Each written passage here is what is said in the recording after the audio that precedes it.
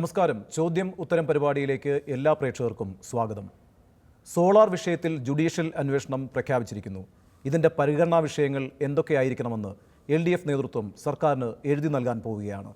എന്തൊക്കെയായിരിക്കും LDF മുന്നോട്ട് വയ്ക്കാൻ പോകുന്ന നിർദ്ദേശങ്ങൾ? ഉപരോധ സമരം പിൻവലിച്ചത് സംബന്ധിച്ച് LDF നേതൃത്വത്തിലും അണികൾക്കിടയിലും എന്തെങ്കിലും തരത്തിലുള്ള ആശയക്കുഴപ്പം തുടരുന്നുണ്ടോ? ഈ ചോദ്യങ്ങൾക്ക് മറുപടി പറയുന്നു ചോദ്യമുത്തരം പരിപാടിയിൽ CPIയുടെ പ്രമുഖ നേതാവും മുൻ മന്ത്രിയും MLAയുമായ ശ്രീ C. ദിവാകരൻ. സ്വാഗതം ശ്രീ C. ദിവാകരൻ. ഈ ജുഡീഷ്യൽ അന്വേഷണത്തിൻ്റെ പരിഗണനാ വിഷയങ്ങൾ തീരുമാനിക്കുന്നത് സംബന്ധിച്ച് LDF ചില നിർദ്ദേശങ്ങൾ മുന്നോട്ട് വയ്ക്കും. ഇതിൽ മുഖ്യമന്ത്രിയെ ഉൾപ്പെടുത്താൻ LDF രേഖാമൂലം എന്താണ് ചൂണ്ടിക്കാണിക്കാൻ പോകുന്നത്? ഇതിനകം തന്നെ ഈ സോളാർ തട്ടിപ്പുമായി ബന്ധപ്പെട്ട് ആധികാരികമായിട്ട് ഒട്ടേറെ വെളിപ്പെടുത്തലുകൾ വന്നിട്ടുണ്ട്. അതെല്ലാം രേഖകളാണ്. മുഖ്യമന്ത്രി ഉമ്മൻചാണ്ടിയുടെ എത്ര പേഴ്സണൽ സ്റ്റാഫിനെയാണ് പല തരത്തിലിപ്പോൾ നടപടിയെടുത്തത്. ആദ്യം മുഖ്യമന്ത്രി തന്നെ ദീർഘകാലമായിട്ട് അദ്ദേഹത്തിൻ്റെ എല്ലാ കാര്യങ്ങളും നടത്തിപ്പോകുന്ന വിശ്വസ്തനായ ജോപ്പൻ എന്ന് പറയുന്ന അദ്ദേഹത്തിൻ്റെ ക്ലാർക്കോ PAയോ എന്നൊക്കെ പറയുന്ന എല്ലാം നടത്തുന്ന അയാളെ ഇപ്പോൾ ജയിലിലാണ്. ഇപ്പോൾ താങ്കൾ ചൂണ്ടിക്കാട്ടിയതുപോലെ ഘട്ടം ഘട്ടമായി ഈ കാര്യങ്ങളിൽ നടപടികൾ ഉണ്ടായിട്ടുണ്ട്. ജോപ്പനെ പുറത്താക്കി, ജിക്കുമോനെ പുറത്താക്കി, സലിം രാജിനെ പുറത്താക്കി, ഫിറോസ് അറസ്റ്റിലായി. അപ്പോൾ അത്തരത്തിൽ ഓരോ ഘട്ടത്തിലും ഇതുമായി ബന്ധപ്പെട്ടവർക്കെതിരായിട്ടുള്ള നടപടിയുണ്ട്. മുഖ്യമന്ത്രിക്കെതിരെ ഈ ടേംസ് ഓഫ് റെഫറൻസിൽ മുഖ്യമന്ത്രിയെ കൂടി ഉൾപ്പെടുത്താൻ എന്ത് പുതിയ കാര്യമാണ് നിങ്ങൾ എഴുതി നൽകാൻ പോകുന്നത്? എന്ത് പുതിയ തെളിവാണ് നിങ്ങൾ ഹാജരാക്കാൻ പോകുന്നത്? ഈ മുഖ്യമന്ത്രിയുടെ ഓഫീസ് ഇതിൽ ഉൾപ്പെടുത്തണമെന്ന് ഞങ്ങൾ വളരെ ന്യായമായിട്ടല്ലേ പറഞ്ഞത്. ഇപ്പോൾ എന്താ ഓഫീസ് എന്ന് പറഞ്ഞാൽ കുറേ കമ്പ്യൂട്ടറും അവിടുത്തെ മറ്റ് ചില ഓഫീസ് എക്യുപ്മെൻറ്റ്സ് അല്ലല്ലോ. ഓഫീസ് എന്ന് പറയുന്നത് ഫങ്ഷൻ ചെയ്യുന്ന മനുഷ്യരുള്ളതല്ലേ. അതിൽ ഉമ്മൻചാണ്ടി ഒഴിച്ച് ബാക്കി എല്ലാവരും കുറ്റവാളികളാണ്. അദ്ദേഹം മാത്രം കുറ്റവാളി അല്ലാതായിരിക്കും. അതാണ് ഞങ്ങൾ പറയുന്നത്. ഒരു ഡിസ്പ്യൂട്ടുണ്ട്. അദ്ദേഹം പറയുന്നു, ഇപ്പോൾ ഉണ്ണി പറഞ്ഞ പോലെ പറയുന്നു, ഞാൻ ഇതിനകത്തൊന്നുമില്ല. ഞങ്ങൾ പറയുന്നു അദ്ദേഹമാണ് ഒന്നാം പ്രതി. ആ ഡിസ്പ്യൂട്ട് വരുമ്പോഴാണ് ഞങ്ങൾ ഒരു ജുഡീഷ്യൽ നിഷ്പക്ഷമായ ഒരു അന്വേഷണം ഞങ്ങൾ ആവശ്യപ്പെട്ടത്. ഇപ്പോൾ ജുഡീഷ്യൽ അന്വേഷണം ആവശ്യപ്പെടുമ്പോൾ നമുക്കറിയാമല്ലോ, ശ്രീധരൻ നായരുടെ 164 സ്റ്റേറ്റ്മെൻറ്റ്, അതുപോലെ തന്നെ കുരുവിളയും TC മാത്യുവും ഉന്നയിച്ചിട്ടുള്ള ആക്ഷേപങ്ങൾ, ഇതെല്ലാം ഒരു നിയമ സംവിധാനം അന്വേഷിച്ചുകൊണ്ടിരിക്കുകയാണ്. കോടതിയുടെ പരിഗണനയിലാണ്. ഒരു പ്രത്യേക പോലീസ് അന്വേഷണ സംഘം ഇക്കാര്യം അന്വേഷിച്ചുകൊണ്ടിരിക്കുകയാണ്. യഥാർത്ഥത്തിൽ ശിക്ഷിക്കാൻ അധികാരമുള്ളൊരു സംവിധാനം ഈ കാര്യങ്ങൾ അന്വേഷിച്ചുകൊണ്ടിരിക്കുമ്പോൾ ശിക്ഷിക്കാൻ യാതൊരു അധികാരവുമില്ലാത്ത ജുഡീഷ്യൽ കമ്മീഷന് മുമ്പാകെ ഈ തെളിവുകൾ ഹാജരാക്കുന്നതുകൊണ്ട് എന്ത് പ്രയോജനമാണ് ഉണ്ടാകാൻ പോകുന്നത്? ഒന്ന്, ഇത് പോലീസിൻ്റെ അന്വേഷണ നടപടിക്രമങ്ങളെല്ലാം പാളിപ്പോയിരിക്കുകയാണ്.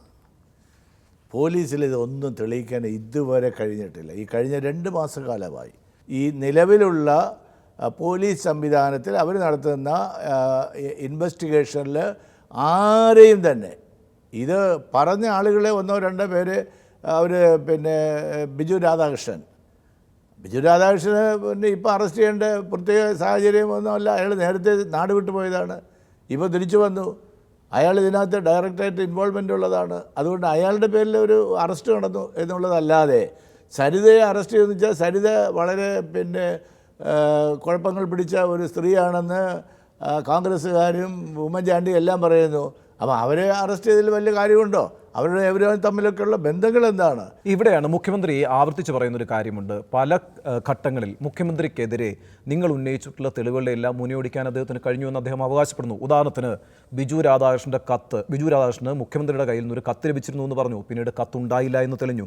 അതേപോലെ തന്നെ സോളാർ പാനൽ മുഖ്യമന്ത്രിയുടെ വീട്ടിൽ വെച്ചത് സരിതയും കമ്പനിയുമാണെന്ന് പറഞ്ഞു. അത് സീഡിറ്റാണെന്ന് കണ്ടെത്തി. ഏറ്റവും ഒടുവിൽ CCTV ദൃശ്യങ്ങൾ പരിശോധിക്കാൻ ഒരു വിദഗ്ധ സമിതിയെ തീരുമാനിച്ചപ്പോൾ അതിനോട് സഹകരിക്കാൻ നിങ്ങൾ തയ്യാറായില്ല. അങ്ങനെ ഓരോ ഘട്ടത്തിലും മുഖ്യമന്ത്രിയെ ഉൾപ്പെടുത്താൻ വേണ്ടി നിങ്ങൾ ഉന്നയിച്ചിട്ടുള്ള ആരോപണങ്ങളുടെ മുനയൊടിഞ്ഞു എന്നാണ് മുഖ്യമന്ത്രി സമർത്ഥിക്കുന്നത്. ഇത് ശരിയല്ലേ? അദ്ദേഹത്തിൻ്റെ വാദഗതികളെല്ലാം ഒരു വിലയുള്ളതല്ല. കാരണം ഈ CCTV പരിശോധിക്കാനുള്ള വിദഗ്ധ സമിതി LDF UDFിൻ്റെ നേതാക്കന്മാരാണോ? സാങ്കേതികമായ പരിജ്ഞാനമുള്ളവരാണല്ലോ അത് ചെയ്യേണ്ടത്. അതിൽ കെൽട്രോണിന് ചോദിച്ചു, CDTയുടെ ചോദിച്ചു. 2 ഗവൺമെൻറ് സ്ഥാപനമാണ്. ഗവൺമെൻറ് മുഖ്യമന്ത്രിയുടെ അഭീഷ്ടം അനുസരിച്ച് അവർ പറഞ്ഞു ഇത് സാധ്യമല്ല ഞങ്ങൾക്ക്. എന്നാൽ അമേരിക്കയിലെ 1-ാം തരം ലാബറട്ടറി, അതിൻ്റെ ടെക്നീഷ്യൻസ്മാരുണ്ട്. ഇതെല്ലാം ഒരു 24 മണിക്കൂറിനകം തന്നെ ഇത് പരിശോധിക്കാൻ ഇപ്പോൾ പുറത്തു വന്നിരിക്കുന്നത്. 2 ആഴ്ചയല്ല, എത്ര ദിവസം കഴിഞ്ഞാലും റിട്രീറ്റ് ചെയ്ത് അതെല്ലാം തിരിച്ചെടുക്കാൻ കഴിയുന്നതാണെന്നുള്ളതാണ് ഒരു സാങ്കേതിക ശാസ്ത്രീയ വസ്തുത അതായിട്ട് അവശേഷിക്കണം. അപ്പോൾ അദ്ദേഹം പറഞ്ഞത് അടിസ്ഥാനമുള്ളൊരു കാര്യമല്ല. ഇല്ല, ഞാൻ ആവർത്തിച്ച് ചോദിക്കുന്നത് മുഖ്യമന്ത്രിയെ ഉൾപ്പെടുത്താൻ നിങ്ങൾക്ക് പുതുതായി എന്തെങ്കിലും ശക്തമായ തെളിവുകൾ കയ്യിലുണ്ടോ? ഞാൻ ചോദിക്കാൻ കാരണം കോടിയേരി ബാലകൃഷ്ണൻ പറയുന്നു ജുഡീഷ്യൽ അന്വേഷണം പ്രഖ്യാപിക്കട്ടെ, ഞങ്ങൾ തെളിവുകൾ ഹാജരാക്കും. അത്തരത്തിൽ എന്ത് പുതിയ തെളിവാണുള്ളത്? ഇപ്പോൾ ഉദാഹരണത്തിന് 164 സ്റ്റേറ്റ്മെൻറ്റ് ശ്രീധരൻ നായരുടെ ഈ സ്റ്റേറ്റ്മെൻറ്റ് പത്തനംതിട്ട കോടതി പോലീസ് അന്വേഷണ സംഘത്തിന് മാത്രമാണ് കൈമാറിയിരിക്കുന്നത്, അതൊന്നും ആരുടെയും കയ്യിലില്ല. അപ്പോൾ ഏത് പുതിയ തെളിവാണ് നിങ്ങൾ ഹാജരാക്കുമെന്ന് പറയുന്നത്? അല്ല, അത് പിന്നെ ഞങ്ങൾക്ക് ഇപ്പോൾ അത് വെളിപ്പെടുത്താൻ പറ്റില്ല. പക്ഷേ അങ്ങനെ ഒരു തെളിവ് ഹാജരാക്കും എന്ന് പ്രതീക്ഷിക്കാമോ? ഉറപ്പായിട്ട് ഞങ്ങൾ ഈ ജുഡീഷ്യൽ കമ്മീഷനെ പോസ്റ്റ് ചെയ്ത് കഴിഞ്ഞാൽ ജുഡീഷ്യൽ കമ്മീഷൻ്റെ മുമ്പേ നല്ല ഒന്നാന്തരം, ഈ കാണുന്നതൊന്നുമല്ല, ഒന്നാന്തരം എവിഡൻസ്, ഡോക്യുമെൻ്ററി എവിഡൻസ് അടക്കം ഞങ്ങൾ ഹാജരാക്കാൻ ഒരുപാട് രേഖകൾ ഞങ്ങളുടെ കയ്യിലുണ്ട്. അല്ല, അതായത് ഇപ്പോൾ പുറത്തു വന്നിരിക്കുന്ന ടെലഫോൺ രേഖകൾ, ജിക്കുമോൻ്റെയും അല്ലെങ്കിൽ ജോപ്പൻ്റെയും സലീം രാജിൻ്റെയും ഒക്കെ ടെലഫോൺ രേഖകൾ, അതൊക്കെ റെഡിലി അവൈലബിൾ ആണ്. അതൊക്കെ സംബന്ധിച്ചുള്ള അന്വേഷണങ്ങൾ നടക്കുന്നുണ്ട്. 164 സ്റ്റേറ്റ്മെൻറ്റ് നിങ്ങളുടെ കയ്യിലോട്ട് ഇല്ലാതാനും ഇങ്ങനൊരു സാഹചര്യത്തിൽ പുതിയ തെളിവുകൾ ഹാജരാക്കുമെന്ന് താങ്കൾ ഉറപ്പിച്ചു പറയുകയാണ്. എന്തായിരിക്കും, ഏത് സ്വഭാവത്തിലുള്ള തെളിവുകളായിരിക്കും നിങ്ങൾ? അതായത് ഈ മുഖ്യമന്ത്രിയുടെ നേരിട്ടുള്ള ബന്ധങ്ങൾ, ഇടപെടൽ, ഏറ്റവും ഒടുവിൽ വന്ന മുഖ്യമന്ത്രിയുടെ അവിടെ കോട്ടയത്തെ മൈതാനത്ത് നടന്ന കടപ്പാക്കുടി മൈതാനത്ത് നടന്ന സംഭവത്തിൽ കേരളം കണ്ടതാണല്ലോ. ഒരു ടൈറ്റ് സെക്യൂരിറ്റിയുള്ള ഒരു സ്റ്റേറ്റ് ചീഫ് മിനിസ്റ്ററുടെ ഒരു ഫംഗ്ഷൻ്റെ ഡയസിൽ കയറി ചീഫ് മിനിസ്റ്ററുടെ ചെവിയിൽ വളരെ നേരം ഫോട്ടോ എടുക്കുന്നത് വരെ നിന്ന് കടിക്കാൻ, രഹസ്യം പറയാൻ എങ്ങനെ ഈ സ്ത്രീക്ക് കഴിഞ്ഞു? ആരാ ഇതിനെ അനുവദിച്ചത്? ഇതെല്ലാത്തിനും മറുപടി പറഞ്ഞു കഴിഞ്ഞതാണ് ഉമ്മൻചാണ്ടി. ഇതെല്ലാം പഴയ തെളിവുകളാണ്. അതാണ് ഞാൻ ആവർത്തിച്ച് ചോദിക്കുന്നത്, ഏതു സ്വഭാവത്തിലുള്ള പുതിയ തെളിവുകളാണ് ജുഡീഷ്യൽ കമ്മീഷന് മുമ്പാകെ LDF ഹാജരാക്കാൻ പോകുന്നത്? അല്ല, ഈ തെളിവുകളെല്ലാം തന്നെ പിന്നെ ഉമ്മൻചാണ്ടി മാത്രമാണ് പറയണത് ഇതൊന്നും തെളിവല്ലാന്ന്. അത് ആധികാരികമായിട്ട് ജുഡീഷ്യലായിട്ട് ആരെങ്കിലും പറയട്ടെ. ഇപ്പോൾ ഞാൻ ചോദിക്കട്ടെ, അദ്ദേഹം കൂടെ ഞങ്ങളുടെ ചോദിക്കും തെളിവ് കൊണ്ടുപോകാ. ആരാ ചോദിക്കുന്നത്? അക്യൂസ്ഡ് ആയിട്ടുള്ള ഒരാളാണ്, കുറ്റവാളി തന്നെ ചോദിക്കുകയാണ് തെളിവ് കൊണ്ടുപോവാ. അദ്ദേഹം ചോദിക്കട്ടെ, അദ്ദേഹം അങ്ങോട്ട് മാറിയിക്കട്ടെ.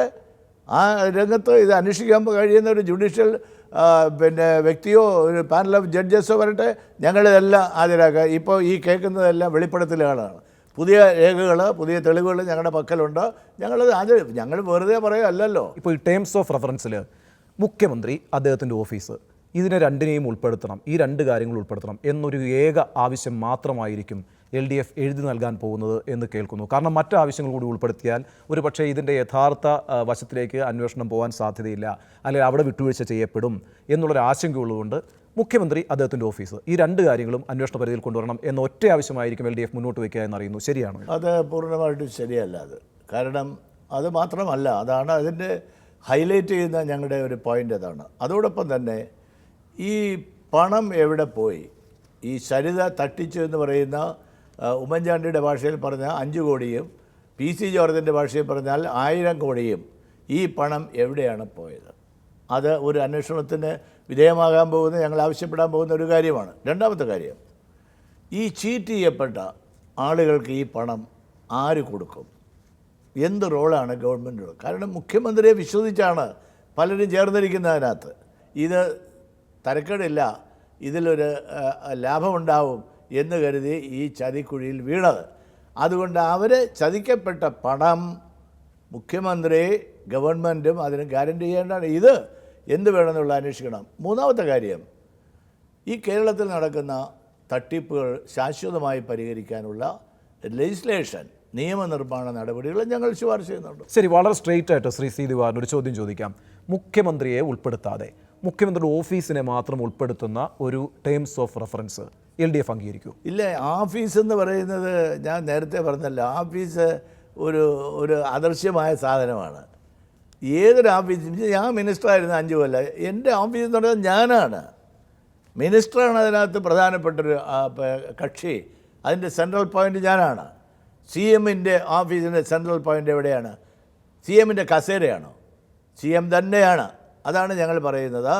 ഓഫീസ് ഉമ്മൻചാണ്ടിയിൽ ഓഫീസിൽ നടന്നിട്ടുള്ള ഗൂഢാലോചന നടന്നു എന്ന് ശ്രീധരൻ നായരുടെ ഇതിൽ പറഞ്ഞിട്ടുണ്ട്. അവിടെ പോയിട്ടുണ്ട്. CCTV വെളിപ്പെടുത്തില്ല എന്ന് പറയുമ്പോൾ ഗൂഢാലോചന നടന്നു. ബിജു രാധാകൃഷ്ണൻ്റെ കൂടെ സംസാരിച്ചത് വെളി പറയില്ല എന്ന് പറഞ്ഞാൽ ഗൂഢാലോചന നടന്നു. അതുകൊണ്ട് മുഖ്യമന്ത്രിയാണ് ഇത് പരക്കെ ഗൂഢാലോചനകളും ബന്ധങ്ങളും വെച്ചിരിക്കുന്നത്.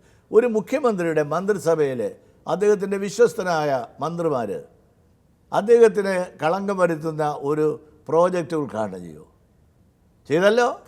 അപ്പോൾ അദ്ദേഹത്തിൻ്റെ അറിവോട് കൂടിയാണല്ലോ അപ്പോൾ ചെയ്തിരിക്കുന്നത്. വളരെ ക്ലിയർ ആണ്. അതായത് മുഖ്യമന്ത്രിയെ കൂടി ഉൾപ്പെടുത്തിക്കൊണ്ടുള്ള ഒരു ടേംസ് ഓഫ് റെഫറൻസ് മാത്രമേ LDF അംഗീകരിക്കുകയുള്ളൂ. അല്ലാതെ മുഖ്യമന്ത്രിയുടെ ഓഫീസിനെ മാത്രം ഉൾപ്പെടുത്തുന്ന ഒരു അന്വേഷണം അത് അംഗീകരിക്കില്ല. വളരെ ക്ലിയർ ആണ് താങ്കളുടെ നിലപാട്. ടേംസ് ഓഫ് റെഫറൻസ് എങ്ങനെയാണ് അവർ സ്വീകരിക്കാൻ പോകുന്നത് ഞങ്ങൾ നോക്കാൻ പോവാം. ഞങ്ങളിതെല്ലാം ഉന്നയിക്കുന്നുണ്ട്. പക്ഷേ ഗവൺമെൻറ്റിൻ്റെ കയ്യിലാണ്. ഗവൺമെൻറ്റിന് ഇതിൽ ഏത് സ്വീകരിക്കാൻ കഴിയും, ഏത് തള്ളിക്കളയാൻ കഴിയും, അതിൻ്റെ അടിസ്ഥാനത്തിൽ ഞങ്ങളുടെ ഭാവി പരിപാടികളിലേക്ക് ഞങ്ങൾ പോകും.